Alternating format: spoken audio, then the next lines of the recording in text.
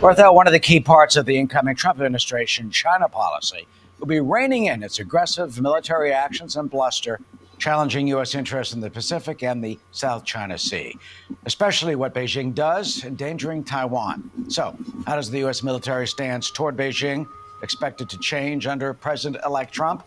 Retired Colonel Joe Puccino is with us, former CENTCOM spokesman. Colonel, good to see you. We know already by the two picks, the Secretary of State nominee Marco Rubio, he was blacklisted by China.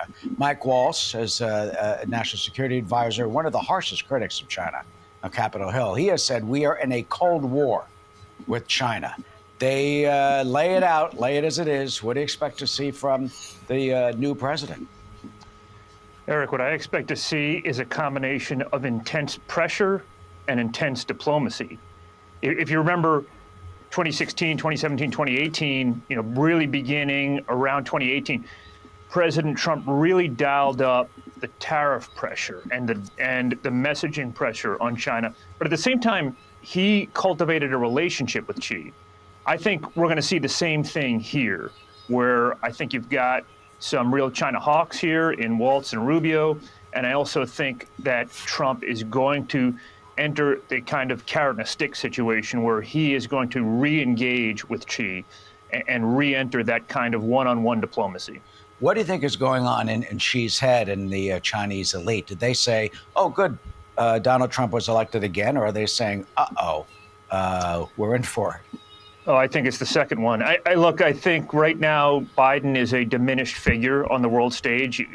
Right now, he's, as you've seen in some of these images and the way he's been met in Peru, in China,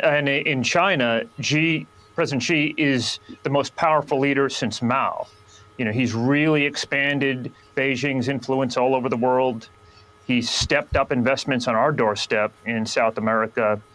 He's taking advantage of instability all over the world, the kind of limited regional war in the Middle East, the situation, the stasis in Ukraine. And I think they look at Trump, they look at President Trump a little bit the same way that China looked at Nixon, as kind of like this madman theory, where they're not exactly sure what he's going to do. They're not exactly sure what his next move is going to be, but they know he's going to be focused on intense pressure on Beijing. Yeah, you talk about the investments, Xi visiting a $3.5 billion port that China built in Peru. As you know, they've been spreading their billions around the world, especially in Africa, as well as Latin America, to get Chinese influence. How do we combat that? Is there any way to do that when we've lost our position?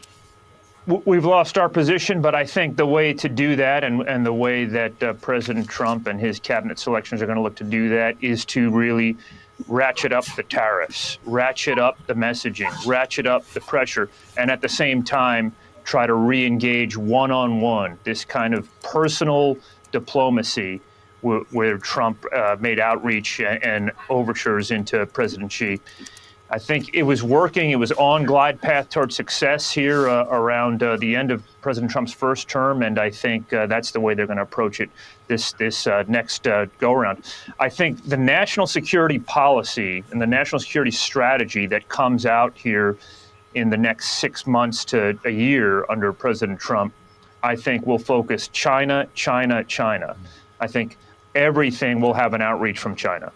In terms of China, China, China, Taiwan, Taiwan, Taiwan, how will they threaten them? They've continued to do that under the Biden administration, poking that airspace, air defense space.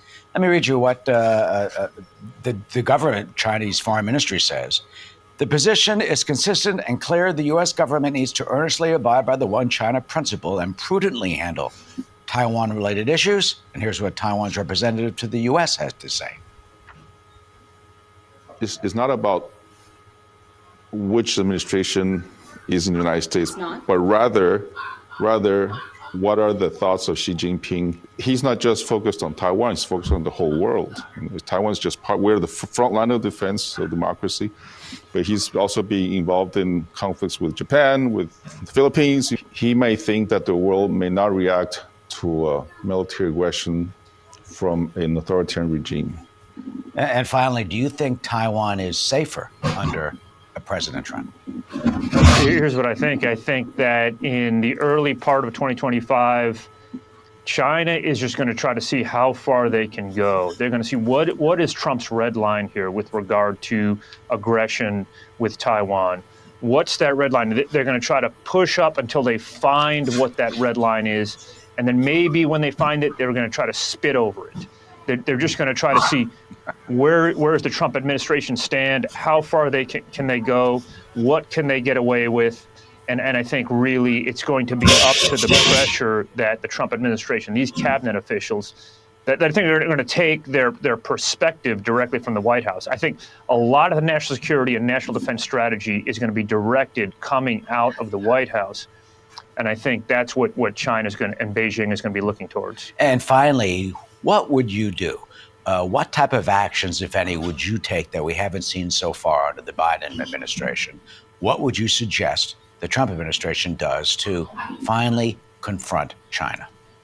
Well, I think that, President Trump is looking at a 60% tariff on China.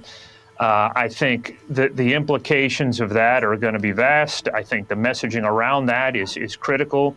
I think that's something that the administration should look at. I think that's really something that is going to have an effect, perhaps a chilling effect on Beijing and its impact, and its implications in South America and its advances towards Taiwan. Carrots and sticks, perhaps I hear from you. Start with the sticks, then get to the carrots. Pressure and diplomacy. Pressure and diplomacy. I prefer that. Pressure and diplomacy to the carrots and sticks. Joe Buccino, former spokesman of CENTCOM. Joe, thank you. Thanks so much, Eric. Hey, Sean Hannity here. Hey, click here to subscribe to Fox News YouTube page and catch our hottest interviews and most compelling analysis. You will not get it anywhere else.